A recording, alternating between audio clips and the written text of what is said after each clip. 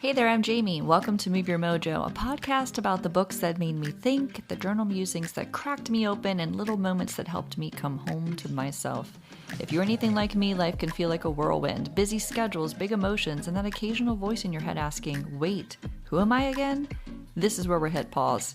Together, we'll explore stories, ideas, and sometimes a good old-fashioned laugh that can nudge us forward, back to what really matters. Each episode is like sitting down with a good friend, one who doesn't mind if you spill coffee while you're scribbling notes. I'll share the books that move the needle in my life, the thoughts I've spilled into my journal, and how it all connects to finding a rhythm that feels real, honest, and present. It won't all be serious, though. You know I can't resist a quirky analogy, puns are always intended, and there will be random references to song lyrics because, hey, life is sometimes like a record on repeat. So grab your journal, your favorite mug, or just your curiosity, and let's hang out. This is your space to reconnect, realign, and rock on. New episodes drop every month. Subscribe to Move Your Mojo wherever you listen to podcasts, and let's explore what it means to move your body, your mind, and your heart back home. And hey, invite a friend.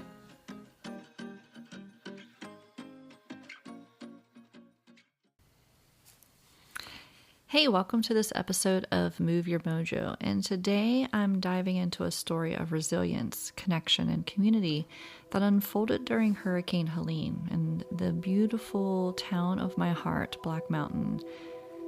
And the story parallels, in my mind, with how our bodies communicate with us. Just like a storm brewing on the horizon, our bodies often send us early warning signs when something's out of balance. But here's the real question. Are we showing up as first responders to those signals, or are we waiting until we're in full crisis mode? So let's talk about why stepping into the role of a first responder for your health can transform how you feel, move, and live. So this past fall in 2024, Hurricane Helene hit the Asheville and Black Mountain communities unexpectedly. There wasn't much warning. We just knew that there was going to be a hurricane moving through, and it got stuck in the mountains. Gallons upon gallons of immeasurable amounts of water moved into the funnels of the deepest and tallest mountains of Western North Carolina. It was a storm with ferocity, and it took out entire neighborhoods. We went down to help out and give a hand and to the community that we love so much down there, and just the amount of damage to homes, trees, and so on was unfathomable. And I remember as we were driving around and driving through, thinking to myself, I grew up in West Virginia and we had lots of floods all the time. In the hollers and gulches of the coal mining hills, and the trees and our natural plant, they'd help us to kind of stop erosion, right? And so when logging was coming through West Virginia, or coal mining in the form of stripping mountains started happening, this is when we saw this uptick in floods in West Virginia. And so, as we've been traveling down there more and more in the past few years to Black Mountain, we've been noticing, obviously more and more development in the area, and how this has caused this increase of, trees being cut down, mountainsides being changed to accommodate somebody's, long range view, power lines being put up, and of course mountains are shaved to put up these giant power lines. And, as we were riding around and starting to help out, I said to myself, I wonder if where some of these major landslides occurred are around where some of these power lines and things have been put in. And sure enough, that is where some of the landslides were occurring, was where this construction had taken place and the land had been stripped to make way for housing or power lines. And so, of course, the trees weren't able to uproot or hold their system, and they were uprooted and they're coming down, and they just take out entire neighborhoods with them, water and trees, fallen trees combined, rocks, boulders, you name it.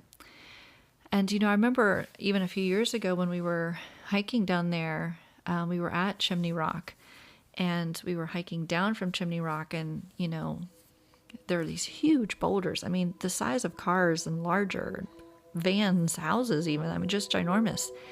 And I remember saying to Troy, These rocks look so impenetrable. They just look so strong, but water is the strongest force in life. And he's like, how so? I'm like, because water can move anything. It has this persistence, it has this patience about it, this resilience, and it can move anything slowly over time or quickly with ferociousness. And little did I know that just a couple of years later, we would see exactly that happening at Chimney Rock. As these huge boulders got pushed down the mountains and into the riverbeds.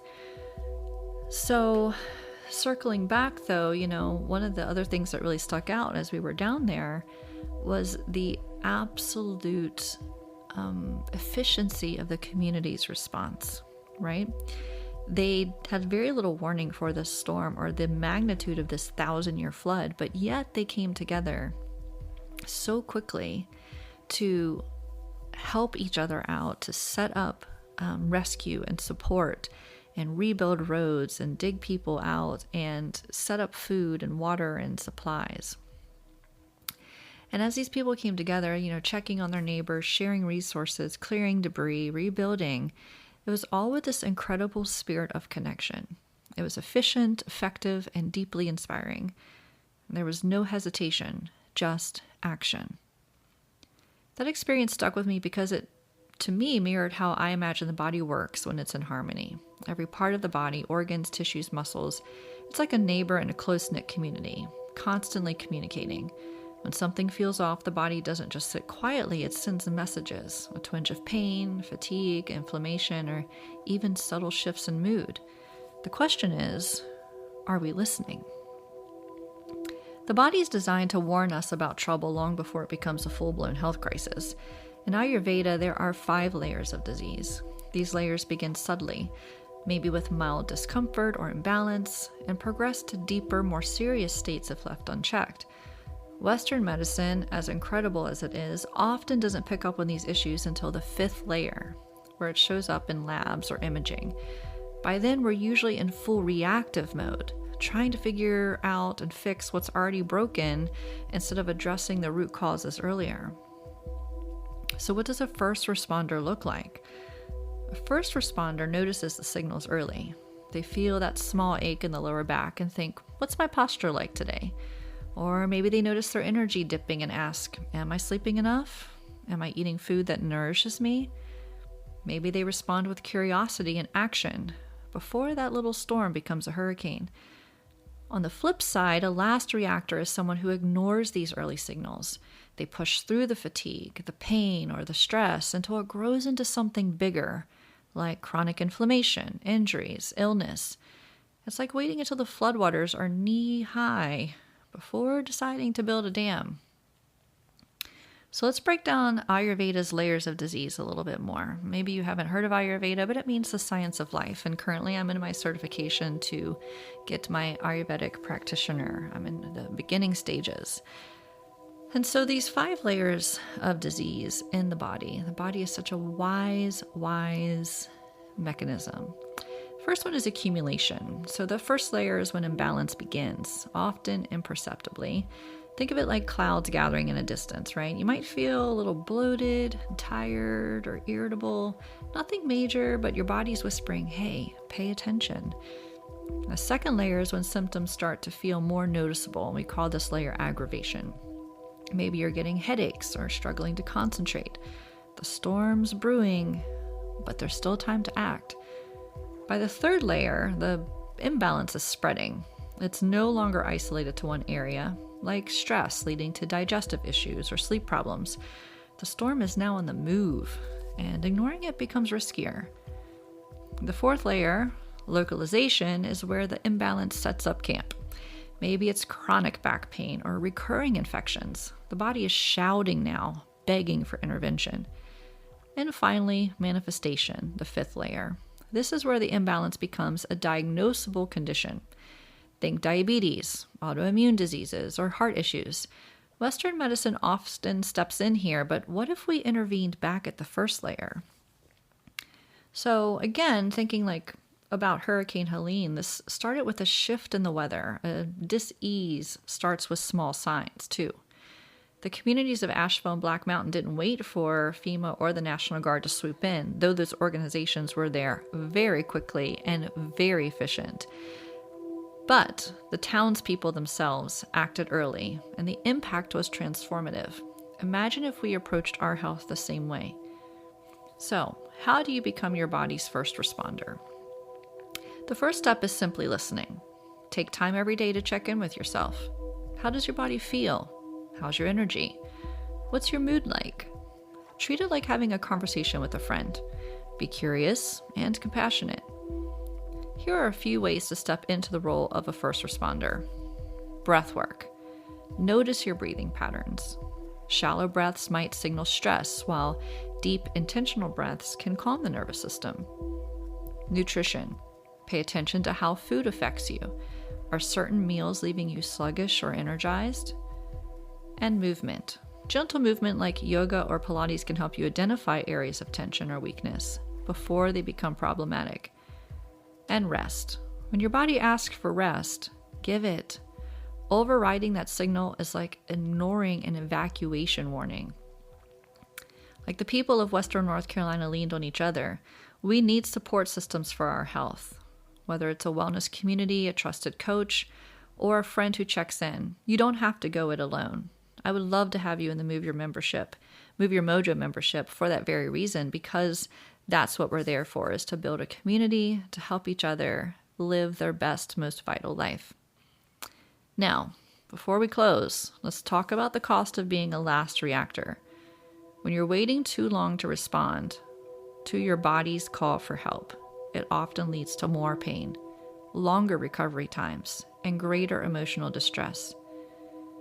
It's a small leak that turns into a full-blown collapse when the rain starts to fall. But here's the good news. You always have the power to step into the role of a first responder. It's never too late to start listening and responding with care. So as we wrap up, remember this. Your body is a beautifully intelligent system that wants to thrive. Just like a community rallying together in the face of a storm, your body's systems are constantly working to keep you safe and balanced. But it needs your partnership. So are you ready to be a first responder for your health? Or will you wait to react to the storm after it's done its damage? The choice is yours, and it's one that can change everything. Thanks for joining me today. If this episode resonated with you, share it with someone who might need a reminder to listen to their body signals. And as always, stay curious, stay compassionate. I hope you come home to yourself, and I'll see you next time.